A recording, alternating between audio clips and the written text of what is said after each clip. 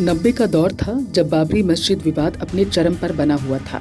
एक वक्त आया जब बजरंग दल के कार्यकर्ताओं और विश्व हिंदू परिषद के कार्यकर्ताओं ने अयोध्या में बाबरी मस्जिद को गिराने की ठानी और इसी कड़ी में कार सेवा शुरू की। ये वो दौर है जब उत्तर प्रदेश के मुख्यमंत्री मुलायम सिंह हुआ करते थे। फिर 30 अक्टूबर 1990 का वह दिन जब साधु संतों की भीड़ ने कार सेवा के साथ हनुमानगढ़ी की ओर बढ़ना शुरू किया।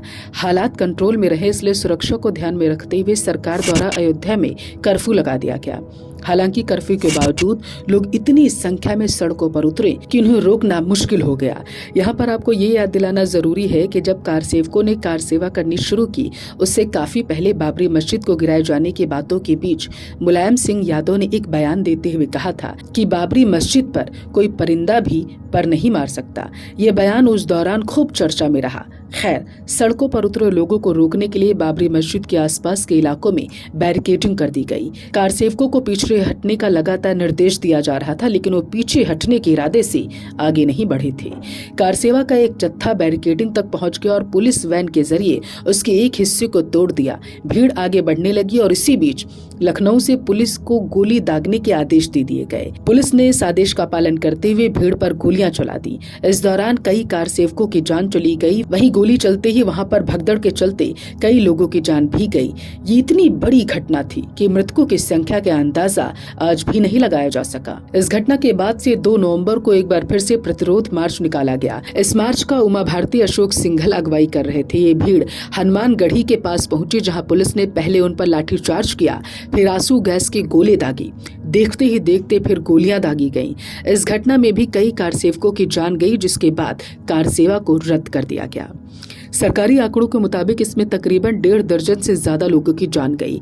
मुलायम सिंह के इस कदम से उस समय बाबरी मस्जिद तो बच गई थी, लेकिन भारतीय राजनीति की दशा और दिशा हमेशा के लिए बदल गई।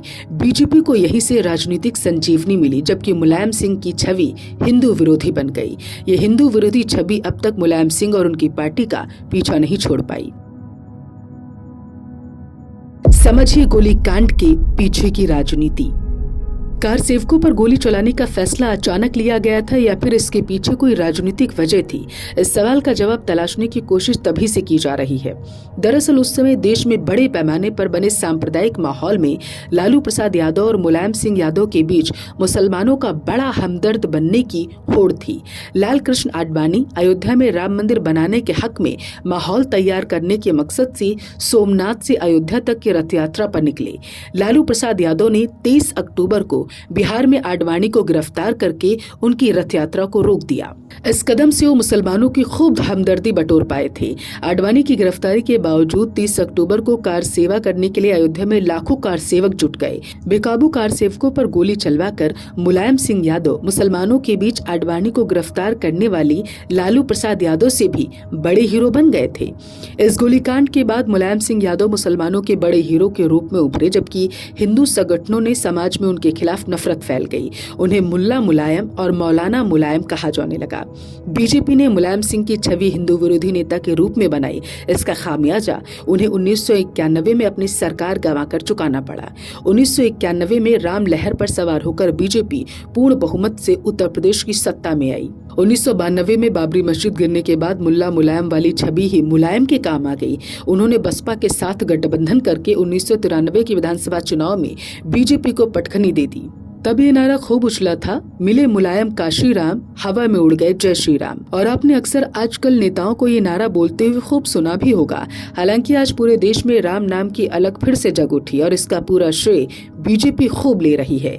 दूसरी तरफ राम को समझ चुका विपक्ष भी अब अपनी साख बचाने में जुटा है और यही वजह है कि इतने सालों बाद भी विपक्ष को बार बार ये बताना पड़ रहा है कि आखिर उस दिन निहत्थे कार सेवकों पर गोली चलाने का आदेश मुलायम सरकार को क्यों देना पड़ा था, जिससे हजारों कार सेवकों ने अपनी जान गंवा दी।